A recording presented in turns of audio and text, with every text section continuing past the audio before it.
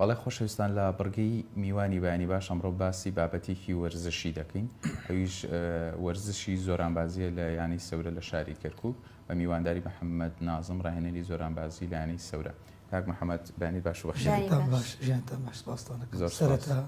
دەستخۆشتالێکم بچە پێکەوتنە. زۆر سپاس کاک محەممەد. سەرەتا گەر باسیەوە بکەین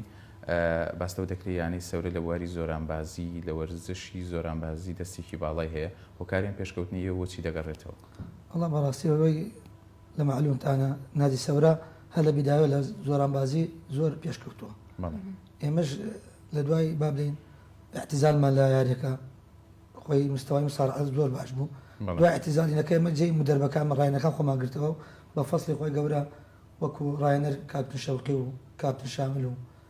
ئیدارەی نادی سەورە پشتگیریمانەکەن. ئەمە یەک دوو شێمە خۆمان ئەساسی زۆر بەقەوتمانەیە لە زۆرانبازی دەستمان پێکرد بە تەدریبدانی ئەم با بڵێن ماڵانە و قاعیدەی تاسیسکردن. واتە ئەتوانین بڵێن ئەم بناغەپتەوەی زۆرانبازی لە یانی سەورە هۆکارە بۆ پێشکەوتنی ئەم ئاستەی ئێستای نادی سەورە؟ بەڵێ تەمام خۆی ئینەکە متەتابعە ئەوانە گەیانیان شوێنێک کۆستی ئێمە بە فەزلی خوا زیاتر بەشینە بەرەوەی ئێمە ئێستا حالیان پێش 2 ساڵ پێشەوەی کۆڤید-19 بێ 5 دانەمە تەرشێ بۆ کەزاخستان بۆ ئاسیا بەس ینی معادە سەفیان کەس نییە پشگیریەک چاکمان بکە هەتا بتوانین بە بۆنەی زروفەکە و شکالاتی لیژنە ئۆڵمپیا و لێن وەزارە وەخت ئەحمەد عوبێدیوانە ئێمە کەوتە ناو کێشەیە سەفراکەمان نەبوو. هەروە لێرەش یارمەتێکمان نەبینی لە ئینەکان خۆمان با بڵێن ئەوی وای کوردستان بێن 5 لە عەب لە کەرکووکەوە کەم نییە هە 5 کووردە استثنادانێکشمانە بۆ ئارەمێ فەرقیان ناکەین بەس خەڵک کەرکووک بوو کەس پشگیریمان نەکرد بچین بۆ بەتوڵی ئاسیا. اینجا لە بەتوڵی ئاسیا لە ناشئین مەجالی تایە مەدالیە بێنتە دەست ینی مەدالیە ئاسانە وەکەوە نیە بگەیتە متەقەدمین ئەخیر مەرحەلە بە تەدریب وەزعی ئەوانە لێمە متەتەورترە. فدوایەوە وازمانەیە ناگەڕێن و تەمرین خۆمان بە بۆنێ چەند قتعان بە فەزلی خوا لە ئاخیر منافەسە 6 دانەمان عینە سەرکەوت بە بەتوڵی عەرەب لە سعودیا کرد ئینشاءالله لەگەڵ 2 مدەربمان. زۆر باشە. بناغی قوتابخانەی زۆرانبازی یانەی سەورە چەند ئاست لە خۆگرێت؟ ینی ئاستی تازە پێگەیشتوان لاوان چەند ئاست لە خۆ دەگرێت؟ ینی قەز لابەکانمان چەند بەڵێ ئێمە ئێستا حالیان ناوەکانیان لە ئین با بڵێن لە فئەی ناشئین ناشئین دووەمی لەسەر ئێمە پار یەکەم بووین خۆزانی دامە ڕاضی جار بەجار پێش و وەختێ تاکیم شەبابمان دووەمە و متەقەدیممان سێمە لە هەر سێ ئینەکەشە ڕانێنێکمانە من لەسەر ناشئینم کاپتن شامل لەسەر شەباب و کاپتن شەوقی لەسەر متەقەدیمینە لاعبەکانشمان ئەو ڕۆژە تەرشیعبوون عینە لە بەتوڵی عەرەب بێزگەلەوەمە دەورەی ئاسیوی هەیە لە بەحرێن نەکرێ دانێکشمانە مصارعێکمانەیە موەنەد ئاسۆ ئەوش تەرشیع بۆ بەتوڵی ئاسیا لە مەغۆلیا. زۆر باشە. کاک محەممەد بڕیار 23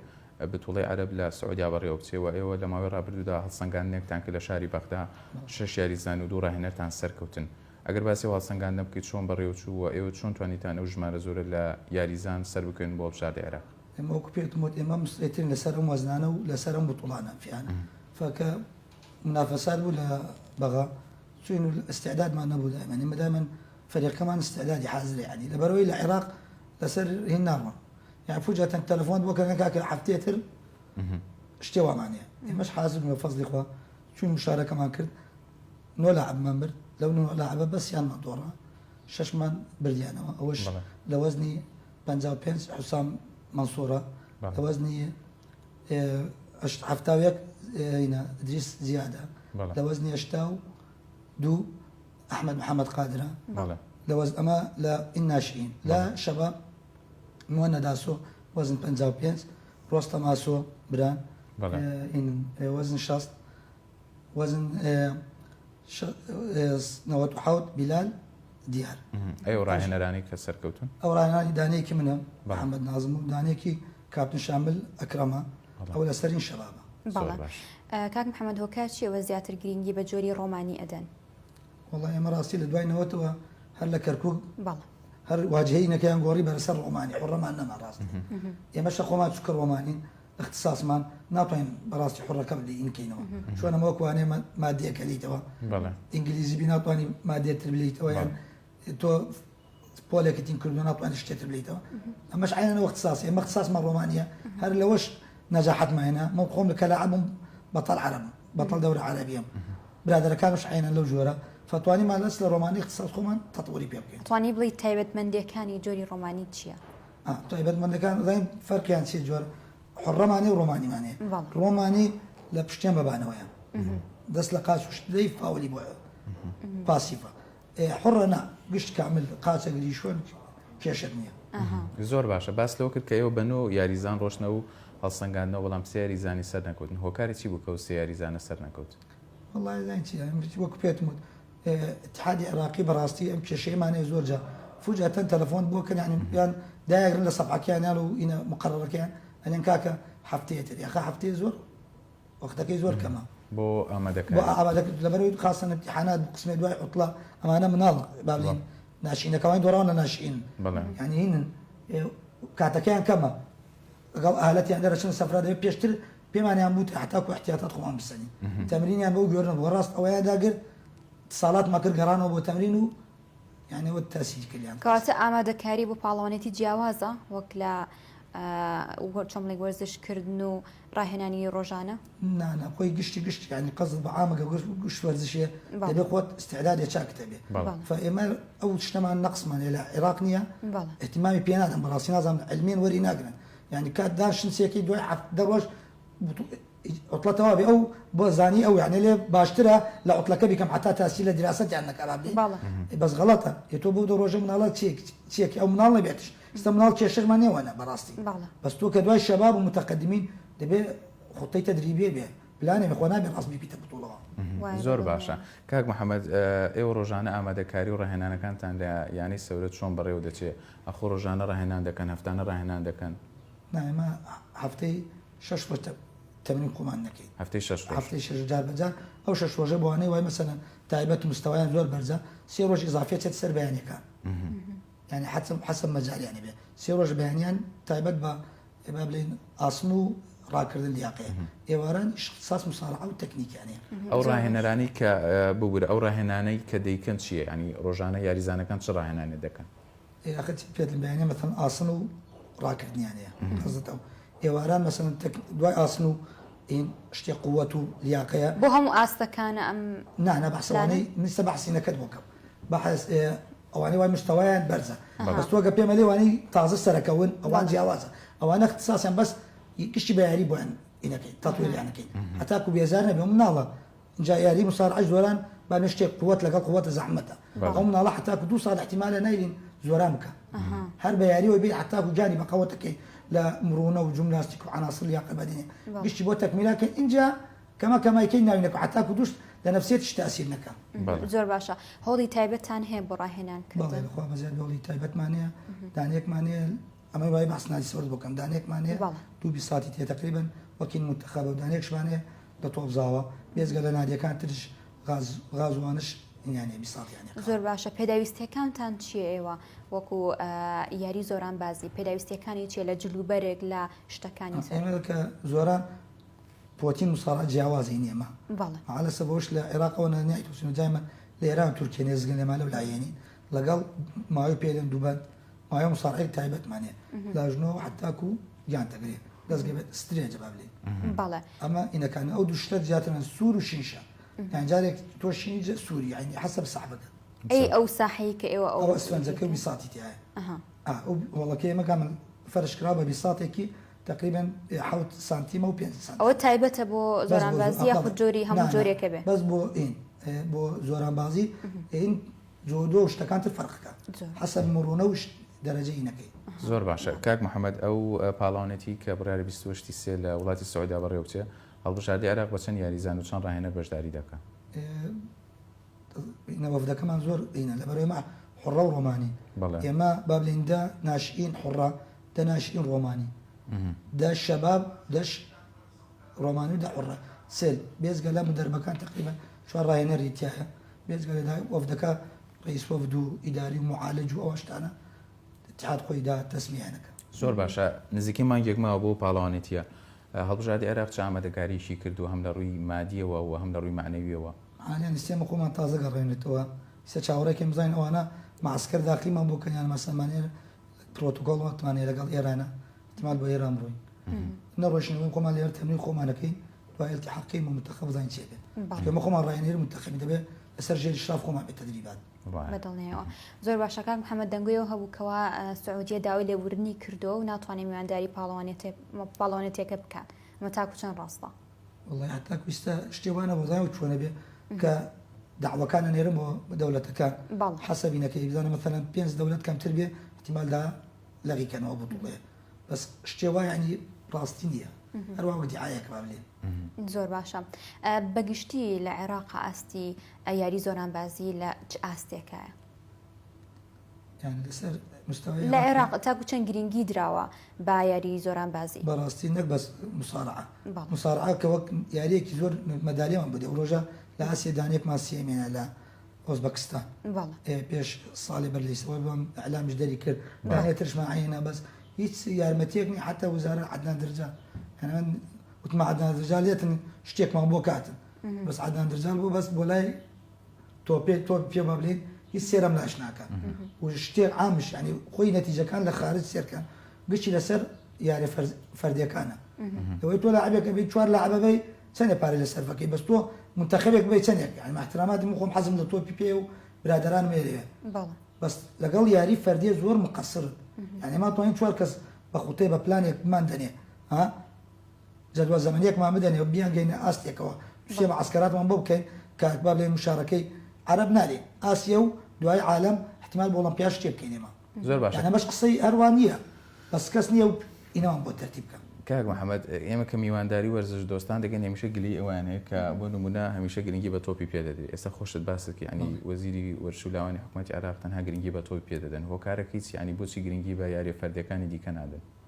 والله نازانین چێ لەبەرەوەی بەڕاستی زۆری مەسئولەکان وە سوڵتە وەرەگرن خۆیان لاعبی تۆپیان بوون با بڵێن هەر ڕاست ئەچێتە مێشکیانە وە نییە مێشکی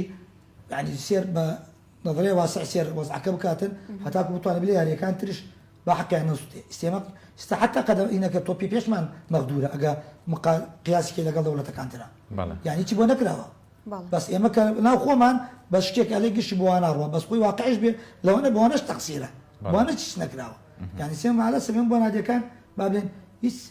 احتیمامێک نییە زۆری نادیەکان کراوەتەوە ئەسڵ یاریتیان نییە یارمەتی نادەن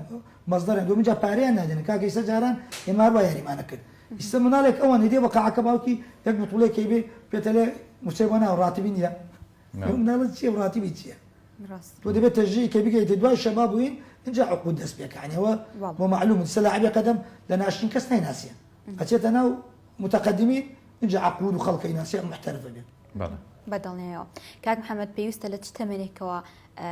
ئەو یاری زانە دەست بکات بۆ وەرزشەیە خۆت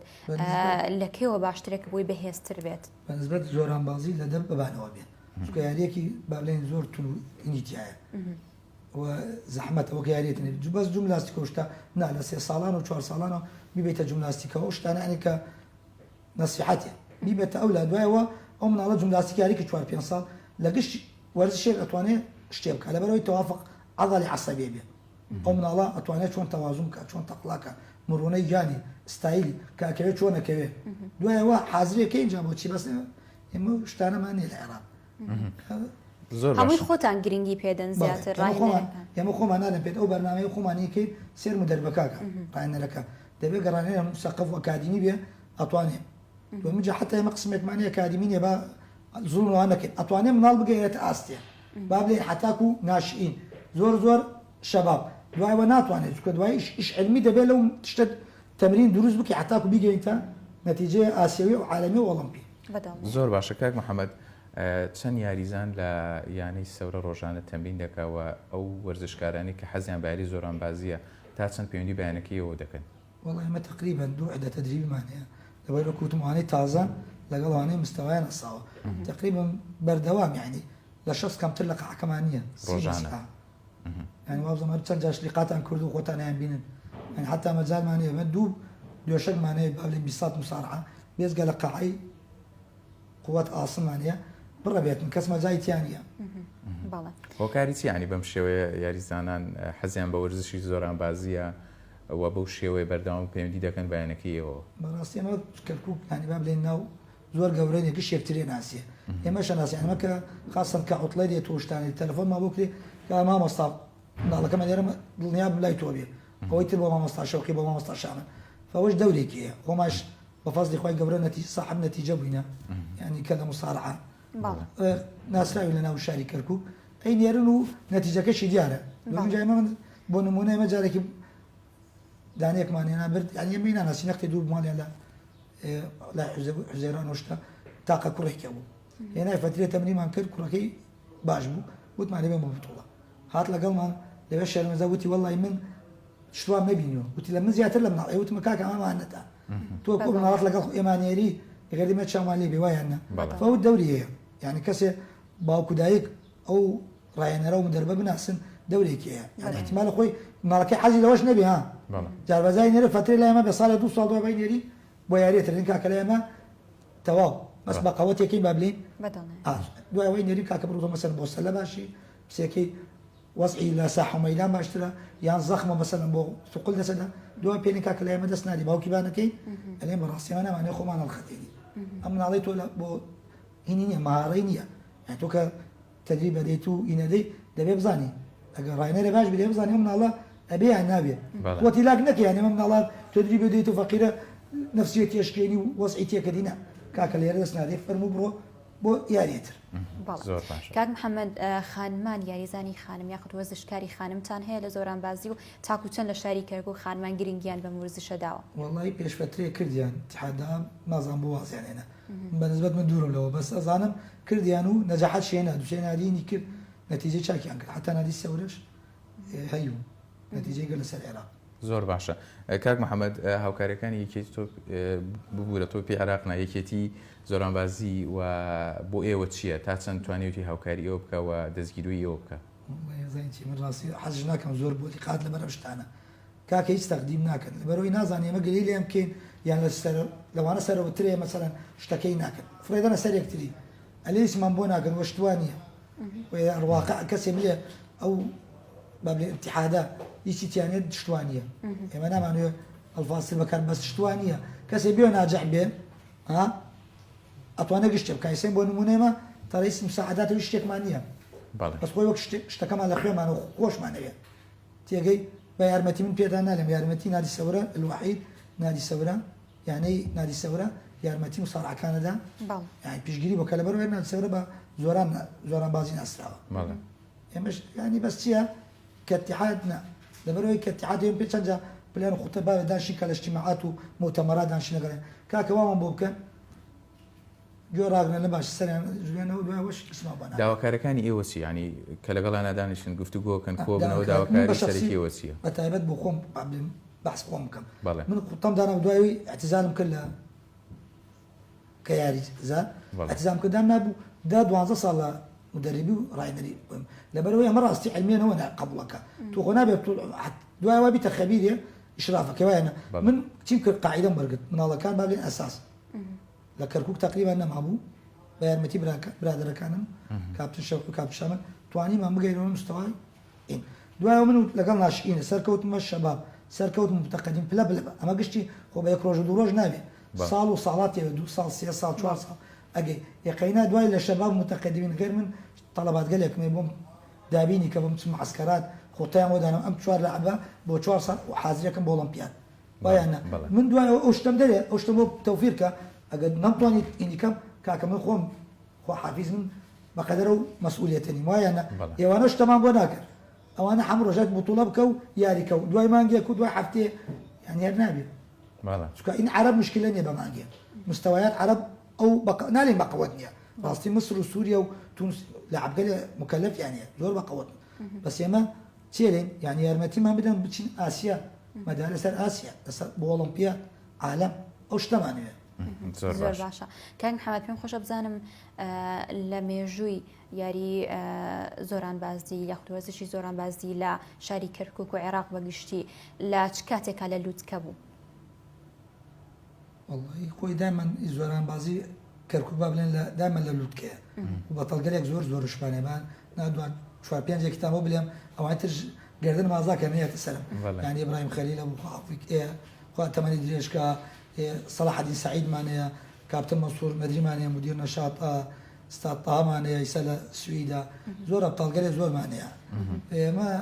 داوای لێ بڕ نەکەین ناوانی تەمان بەحس نەکرد بەس ئێمە دایمەم زۆرامازی لە لووتکە بووینە لە لووتکە چی کە قیاس لەسەر عێراق مستەوای عێراق لەسەر مستەوای عەرەب دایمەن دەرچوونە مەدالێمانێنەوە بەڵێ. يعني چی مصارعێکمان دەرچووە متمەیز بە بابلێ لە منتەخەب کە دەرچووشە لەسەر ئەوانە عینەن نەتیجەی گرتووە. زۆر باشە کاک محەممەد تیپی زۆرانبازی یانی سەورە تاکە تیپەکە لە شاری کەرکوو قوتابخانی هەیە بۆچی تیپەکانی دیکە قوتابخانانی ئێوە تەنهایانی ئێوە تەنها تیپن کە قوتابخانەتانێ بۆ پێگەیاندنی یاریزە خەڵەن چێنە ئەو یانانە این سەناریەکانتر ئەوەنە دەعم زۆرانبازی ناکەن سێمە لە دیغاز شیمالەمان سنوور و جەماعەت 4-5 تەمرین دەدەن بداية تازە دەستیان پێکرد ئینشاءالله ئەبن بەس ئێمە داواکار لە نادیەکانەکەن بە دامی مسارعە بکەن هەتاکو بتوانین بگەین لەسەر مەدالیە وەرگی لەسەر ئاسیا و لەسەر عالم لەسەر بۆ ئۆلۆمپیاد حاضر بین داواکارم لە گشت نادی و گشت ڕئیس نادیە باو شتە بکاتە لە پلان و بەرنامەی خۆی داینە. زۆر باشە یاسا سەرەکیەکانی چین یاری زۆرانبازی و هەروەها چەند ناوبژیوانی پێویستە لە کاتی یاریەکەیە يعني لە کاتی یاریەکەیە بەڵێ بەڕاستی يعني گشت ئەو شتانی بۆی تەوفیر بکرێت دەبێت لعبەکە نفسیان جارێ نفسیان بەڵێ نفسیان حازریکەی بۆ تەمرین ئەزم پرسیار وڵامەکەتیان بەڵێ نفسیان حازریکەی دوی تیقەیەکی بدەیتە ئەمەش لەکوێوە دەکشی لە تەمرین و حازرێکی گەیتە مستەوایە بۆ نمونێمە این ناڵەکانمان 2 دقە بە 2 دقەیە ئێمە گەین لە تەمرین بەگەبە وەختێک کافیمان بدەنێ لە تەمرین دەست پێکەین لە 2 دقەوە 3 دقەوە ئەیگەینە 26 دقە زۆرانەکە بە یەک نەفەس با بلێت تێگەی بە یەک نەفەستی سانێگە لە سرکەیەک سراحەتی دێن حتاکو عادەت نەشاتکە و ئەیگەینە 26 دقە تقریبا من خۆم بە باسوقتەکان خۆمەکەم اینجا حتاکو ئەو 2 دقە و 4 دقەیە بۆ تەواوکەم ئەوەش گشتی لەگە دەبێت بە عیلمیە لە مەسەی سەبک شتگەلێکی بۆکەین ئەین ئەو نەبەڵاسێتن دڵێدانەکە سێتە 170 حتاکو کە لە یاریەکەیە کەسێ بەقەوە توش سەد منەیە چکە دوای ئەو فێرمان نەکردوێ حتاکو 120 با لێن 140 ئەو کەسێ بەقەوەتی بوات هەستا ڕاست گیانی ڕاست سەد مایگرێت دا ئیعازات بین عەزەڵەوی نامێنێ بە بۆنەی لاگبوونەوە ئێمە دایما محاولەکەین تدریبەکە بە نظامی بێ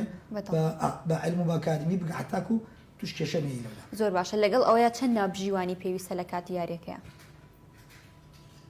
چەند حەکەمی پێویستە حەکەم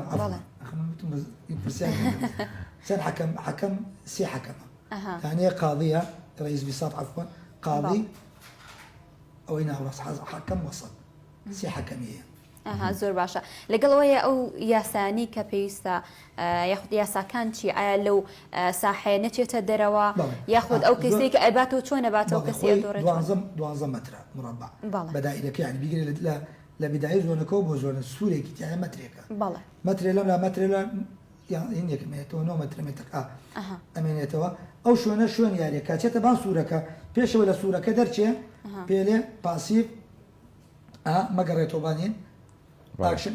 تەنبیەکە پای دەرکەوتە دەرەوە نوقتەیەکە دۆڕێنێ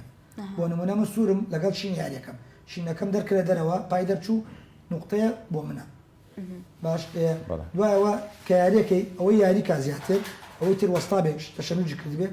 پاسیف ئینذارێکی دەنێ نوقتەیەکە دەنا ئەوەی تر داشیشێن فاولە ئەو فاولە کە وای یەکەن دانیشتنە بۆ خوارەوە. زۆر باشە کاک محەممەد باستەوە دەکرێت هەر وەرزشێک پێویستی بە تەندروستیکی باش و کۆمەڵی خواردنی تایبەت هەیە یاریزانانی زۆرانبازی ئەو خواردنانی کە پێویستە بیخۆن چ خواردنێکە عینەن وەک باقی وەرزشەکان خۆی گشتی دەبێت تەقسیمکەی نظامی غذایی تایبەت دەبێت یعنی مەسەڵەن بۆ نمونە کێشی تایە وەزنی تایە یعنی ئەو لەعبانەی وای مەسەڵەن سێکەی کاربۆهیدرات و شتانەی زیادە مەسەڵەن وەزنی زۆرە دایما ئەوانەی بۆ کەمەکەی حتاکو پرۆتین و شت عەزەڵات بیناکات و حرەکە وەزنی تەنشیب کەمامی ئەگە وەزن هەبێ جا ئەوش بەرنامەی بۆ دانێ ناتوانانی خاستن لە این مناڵەکان ناتوانین زۆر وەزنیان بۆ داگرین یعنی کیلۆ 2 کیلۆ زۆرە حتاکو ناشین و شەبا لەبەرەوەی خۆی بیدایی نموویەتی ناتوانین زەخت کەینە سەری بڵێن کا کێشت داگرا بۆ فڵان وەزن جا چێکەین بەرنامەیە ناخواردن خاصیان بۆ دانێ حتاکو نەوعی بێ کەمی نەبێ زۆر بخواتی مشکلەیە زۆر خواردن استفادەی نییە بەس نەوعی بۆی بکەیت فیتامینات و پرۆتینات و کاربۆهیدرات گشتی بە قیاس و بە مەقیاس هەتا کو بزانین چەندی حەڵقەکە لە تەمرین استیفادەی لێ بکەم. زۆر باشە من پێم خۆش بسارە ببوورە پرسیاری ئەوی لێ بکەم تا چەند لایەنەکەی ئێوە هەموو پێکاتەکانی کەرکووکی تێدایە ئەنی کورد و عەرەب و تورکمانی تێدا حتا مەسیحیشمانەیە جوانە لە کەرکووک ماشە ئەو فەرقە شتە ناکەین هەگەشتینەکەمان نوع حشکایەتیایە بەڵێ کوردی تیا و عەرەبی تیا و مەسیحی تایە و وەرزش هەمووتانی کۆ کردەوە گشتمان کۆ کردەوە بەڕاستی عێلاقەشمان زۆر بەقەوەتە زۆر تۆ سێرەمە ئەلام سیاسە مەکە هەر عێلاقەمان یعنی ئایلیەن و ئەکسوە یەکتری شەکەین. زۆر باشە کاک محەممەد بەڕێزت هەم یاریزان بوویتەوە هەم ڕاهێنەر کامیان تایبەتن لای تۆ یاخود کامیان لە تۆ زیاتر نزیکن مقارنە بین کامی باشیان کامی بۆ تۆ کامیان پێ خۆشە زیاتر